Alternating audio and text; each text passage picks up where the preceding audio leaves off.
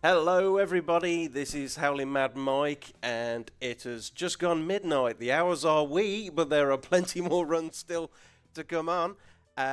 Thank you for coming back to UKSG Red 2024. We are raising money for Crisis, and as part of our next run, we have RaggedDan with Paint the Town Red. And before I pass it over to you, RaggedDan, we already have a donation from Mortified the Penguin, $10 with the comment, Paint the Town UKSG Red. So take it away when you're ready, RaggedDan. Hi, yeah. Welcome to Paint the Town Red. This is a very silly game in a sense, and it's a little bit unusual for speedrunning. I would not blame anyone who hasn't heard of this. It's essentially, well, at least YouTubers describe it as a Minecraft mod with lots of violence. And if you have no idea what I'm talking about with this game, I'm going to have 20 seconds. I'm going to show you the quickest little demonstration of what the game's about. You have this voxel physics system in this game, which it means all the enemies are made out of lots and lots of little cubes. And because of this, when you fight them with weapons, the little indentations appear on them based on where you hit them. And it's very fun for a casual gameplay. And then in speedrunning terms, you use better weapons, sharp weapons. You can sort of go through all the voxels like this. And of course, this being UKSG Red, I aim to fulfill the entire quota for all the red needed at this entire event with this game, in which we're going to try and paint the town red completely. However that happens, I don't know. The category is just the 5 main levels that happen in the main game, the original game. The reason it's called 100% is because at the time, the proper main campaign with all the lore hadn't been released. So it's kind of a layover from that, but it's just 5 of these little scenarios. We're going to start on a 70s style disco. So press the button. I've been told it might take 2 hits to start the timer. So 3, 2, 1. And it does. That's worked out. That's fine. I have to click on the level anyway to do it. I can't do it when I've just loaded in. So the way I describe this game to people who haven't heard it before is, would you like a speed game that is remarkably inconsistent with different durability weapons, different AI every time you play it? Because of all of this, there's a lot of debate as to what the best strategy is in this game for a lot of the levels, because it's very hard to prove something is consistently good. But this is a pretty consistent level for Disco, as long as we don't die straight off. It does happen a lot, that's why we start with it, main speed runs. Luckily, the estimate allows for this, so we might die in this. I'm going to try my best not to, but if we do, it's not the end of the world. I'm on such low health, I'm going to do it very carefully. The objective of all the levels is to get into the level, kill everyone as quickly as possible. And one of the ways we do that on Disco is by killing everyone, by slicing through their legs. If you take off an enemy's leg, they die immediately. And as I was just saying, all of the weapons in this game have different durability based on a random system that develops the durability when you start the level. We've asked the developer for an explanation of how durability works. He sent one over, and I don't think anyone truly understands exactly what he was talking about. So far, even with massive amounts of developer support for the speedrunning community, we still don't know what we're doing. And we haven't, we do have various different tools that make it easier, but because of the RNG so far, where the pimp cane I picked up there, it explodes people's heads, it's very fun. It broke very quickly. I'm going to pick up this backup machete and move into things. One thing you've seen me do just a moment ago is use a shockwave.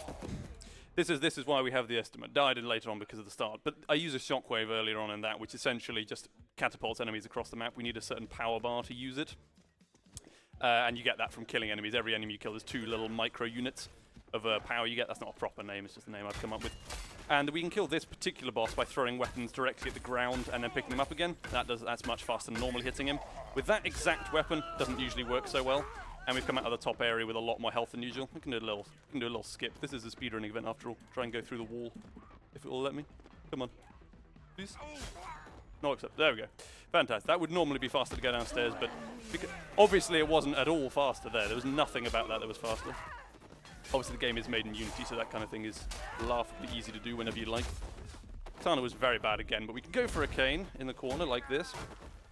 And as I said at the start, the reason we start with Disco particularly of all of the 5 levels is because not everyone does start with it. As I said, there's debate to the strategies at the moment, because of reasons. But I believe, certainly I at least believe, it's the most inconsistent level to get good times on. You can get anywhere from about 40 seconds if everything works perfectly to about a minute and a half if you survive and everything is very bad. And it can be far beyond that if nothing else works in your favor at all. So a few people at the back here, there's 9 left and 7 left, a few guards come through the door. And try and spoil our day. I feel like they should be dead just by virtue of having a machete in the head, but certainly not yet. And using these straightforward knives, they actually, if you hear people in the middle of the head, essentially going through to their brain, much more effective than if you don't. And as I said as well, as I've already said again, it's a slightly sillier, smaller speedrun. There's some proper, I say proper stuff later in UKSG. I'm still excited to show this. It's very, very near and dear to my heart. So I say 138 is not too bad.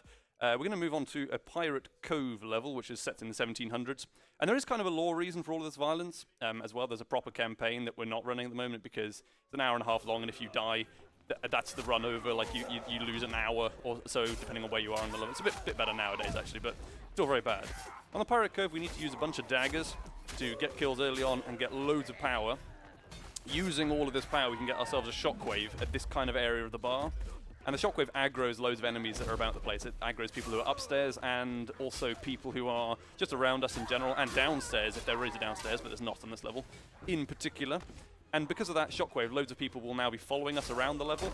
They're just set to aggro on us, so their target is the player. And if we lead them out onto the pier like this, they will. We can get a lot, and we get another shockwave, which I have now. We should be able to shockwave them all into the ocean, like this, which gets innumerable kills at once, and you can see our power ticking up. There is an enemy kill sound effect that you can turn on in the settings, but it would just be appalling for a marathon. It'd be constant drum and bass in the earphones as well as everything else going on. It wouldn't be ideal, but luckily it's still very easy to tell when we've got a kill because of the power bars going up and everything, and because there are certain sound effects enemies have when they die. There's only, I've shockwaved my cutlass away, have I? No, it's over here. There's only a couple of bosses in this game that are really difficult to kill, and this is one of them, is Blackbeard. Probably reference intended to the real life one, I hope. And he takes a few different hits to kill. Not as many as the katana boss from the first level I did, but people still complain about him because of this lunge ability he has. And if you're not fighting him from a stupid distance, he is really hard to kill, and it is very frustrating. I'm kind of doing safe distance for the marathon. I don't want to just die on all the levels and everything like that. But yeah, I hope it goes well. I don't have too many deaths. If I do have several deaths, the estimate still should kind of allow for that. The world record for this, I do hold it in the process of trying to practice for this. I managed to get a run that was 8 minutes and 1 second long, which I was very proud of. That's without loads. Well, without some of the loads. That's a complicated story. And we have been a very naughty boy. We have to go to prison as a result of killing all these people. And there's a bit of a strat in this one I'll try and explain. There's a guy up there being threatened, and we have to kill him with a tray. We have to kill the guy threatening him with a tray through the floor. You can kind of put weapons through the ground. It's just a testament to how the game has been made. I don't know. Whatever you want to say about it. And because of that, the guy who was being threatened is now on our side, and all of the people in his gang are on our side. It's the only way, this is the only time you can do this in the scenarios. And they can now get killed and kill other people for us. If you haven't noticed until this point, only the player is able to actually get proper kills on all of the enemies. We also have a shotgun on this level. It's only the first use of the gun, and there's only 2 in the entire run, but this is one of them. And we then can use shockwaves using all of our newfound power. If people crash into the walls or the ceiling or whatever, or just anything else in the map, as a result of the effect of a shockwave, it actually does a lot more damage than the shockwave itself, which does almost nothing. I think it does no damage generically, but then when the enemy hits the ground, it does a bit more. There's also a guy on this level who has a very helpful weapon that we used to aggro first, but nowadays actually he gets here basically when we need him to anyway, if we use the shockwaves and shotgun correctly. And he has a machete, which is very useful. We had one on Disco as well. Essentially one of the best sword-type kind of weapons in the game. It has about 7 hits on average, but because of the people who've been shockwaved and because of some slightly complicated maths that, again, I don't think anyone truly understands, we can get a lot more hits out of it on shockwaved enemies. I didn't use one of the hits on this guy, the big prisoner, who's one of the other tricky bosses. He's not as bad, but you sort of meant to normally, and I just didn't because I am an idiot and I thought it would last for longer than it did. You should never count on that in this game because the RNG is quite ridiculous in terms of, like, compared to a lot of other games in terms of, like, proper serious speedrunning. The RNG, the enemies go to different places every time, but it's roughly consistent. They'll have the same kind of approximate groups every time, so it's not too bad.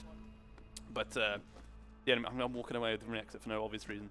The enemies do go to different places roughly every time, and then the weapons are slightly different every time. But other than that, it's not too bad. I know that sounds like a lot, but there are fairly consistent routes we can use. Now moving on to a 90s biker bar, which is the penultimate level in the run. We're only 7 minutes in, let's say, so there's a lot of room for failure, but hopefully it'll get the schedule to be perfect or something. I don't know, just miraculously. We also use a machete that's on top of that moose head at the start. There are a bunch of them hidden on biker bar, and it was terrible. That was 5 hits, I think I got out of that.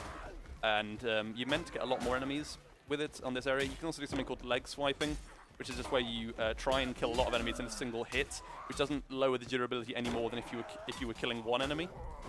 We need to use this shockwave here to aggro a bunch of people over by the band.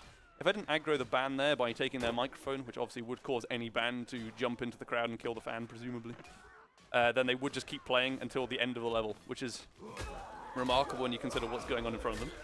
But it's all right. There's also a knife on top of that we need to... oh, I didn't do this. Sorry. I'm too used to doing practice without this, but essentially you're meant to aggro these people from down the corridor, so you don't have to go down there at all. And there's another mini-boss in there, the biker boss. It's the same guy as on Prison, I believe. Unless you believe the law, the official law, which I don't really. There are a bunch of people fighting below the stairs. I'm going to aggro just to get them out of there. Here is the biker boss, and here's the knife I threw down from the roof, which we really do need. Sorry, I'm without the perfect sensitivity, I'm not going to be as good as usual, but I've got it about as good as I can get it, and I'm trying to get head stabbed as much as possible. This is also one of the 3 levels in addition, along with Prison and Saloon, that has a proper speedrunning achievement you can get on Steam and on the console achievement services, whatever those might be, which is really nice for the developers to include. I think it's something that encourages people to look at speedrunning side of it. It's just a shame that it's so sort of, you could do the same thing 100 times and you might get it on one of them, and you could get it on 99 of them equally with a similar sort of strategy. It just depends. It depends on a lot of different factors. And Biker Bar is one of these levels where the community doesn't really agree on the strategy at the moment. Also, we don't disagree actively on it, we just don't know for sure which one is the best. It's very hard to prove this kind of stuff when everything is so different every time you play the game. And the AI can do certain things that lead you to believe a certain strategy is better. But it's definitely improving because the world records keep getting better and people use different strategies for different things. And try and implement things with more shockwaves or less shockwaves and more or less powers. But I think there might be a donation, so this is a good time for that, because I'm just mucking around trying to get different weapons, and if there's not, then is there anything to read? Yeah, there certainly is. I have to say that I'm rather fascinated with the don't worry. At the moment, but yes, we have a $30 donation from New IT Guy. Sorry, animals, but for the greater good, the frames must live. So I guess what I'm saying is, let's keep the hype going to get Ode to the Haggis speedrun incentive met. So that $30 has seen $15 donated towards Paul Lister giving us the Ode to the Haggis. That is something well worth donating towards. And we also have $15 towards Kill the Animals in Super Metroid. So thank you for your donations. Please do keep them coming. And back to you, Dan. Thanks very much. No, it's very helpful. The donations are obviously massively important to the Crisis charity. I think I don't want that to be undermined by the game too much. But towards the end of the Biker Bar level, a couple of people come out with baseball bats. It's very useful. It's a good indication. We can't tell how many enemies are left at any given point, but we're now moving on to Saloon, which is one of the most consistent levels in terms of the weapons available. You basically can't run out of things. We've just aggroed a few people behind the bank and a guy upstairs, and we're going to use the revolver that's in the safe to kill a bunch of people upstairs. There's also a very difficult boss on this level at the end of this hallway. All we need to do to kill him, though, is shoot him once and he is dead. There are a few other people upstairs we can get with knives, and then we ideally want to get back downstairs after having aggroed all these people. The reason I shot them, by the way, is just because they can kind of still be there at the end of the level, and probably still will be, even though I have used the revolver in that way. And if they are still there, you have to run around the level and look for people and all sorts of stuff. And there's one group still, that's not too bad. But they do sort of just stick around. And it's very easy to tell, it feels like it's easier to tell when people are dying to a shockwaves that you're using when the sound effect is on, but because it's not, it's a little bit harder. I just have to kind of look at the power bar. Or I would do if this was a run that I would have reset if it was bad, you know what I mean? Like, obviously this is a marathon, so it doesn't matter too much. I just need to visualize, I need to like sort of read what's happening in the game and then try and find people. But this is the last level, so we're actually going to be properly under, just like, it's a pretty decent time considering I died on Disco so far. Only a few people left, I'd imagine, at this stage. Weirdly, the community for this game is actually very strong still, even though the game came out originally about in 2015, and then on itch came out in 2014. But the speedrunning is surprisingly still getting a lot better, and I never thought it would when I joined a few years ago to try and do different speedruns of the game. It's improved by so much. The record for this, without this level, used to be about 20 minutes. And with another level, it's about 8 minutes now. It just gets even better. The more we're going down, seems. So I never thought it would be possible, so I'm very grateful to the community. I don't want to mention specific names necessarily, just because I feel like I'm going to forget loads of people, and they'll be cross with me. But the developer of this game definitely deserves some sort of shout-out, because he actually attends my speedrun streams of this and other people's streams on the game, and just like chats about different ultra specifics of the game, like we want to know how to calculate a tiny thing for a tool or just to make something more consistent, he usually responds with exactly the right answer and like provides resources for things. That's extraordinarily kind of him, the programming developer. And yeah, everyone on the speedrunning Discord server this game, it's very kind of you to have supported it for all these years.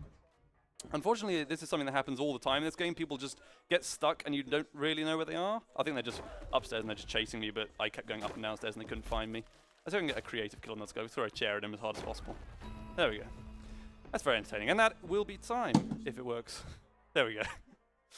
And it's substantially underestimated. I have the 5 minutes literally just because I'm going to... If I die, it is the end of the world. I have to restart. It takes, not the whole run. I have to restart the level. It takes 2 minutes. Also, and there are variations of the other levels and stuff, but for the 100% category, that's it. I'm very much looking forward to the Resident Evil run next by Maze. I hope I've given him enough of a break as well, because he has just run nearly an hour of Silent Hill, so I hope that that's all good. But I'll probably hand it over to Tech and the next runners now. I think that's pretty good. Thank you very much for watching Paint and Turn Red, and thank you UKSG. The organisers have been amazing. Very cool event.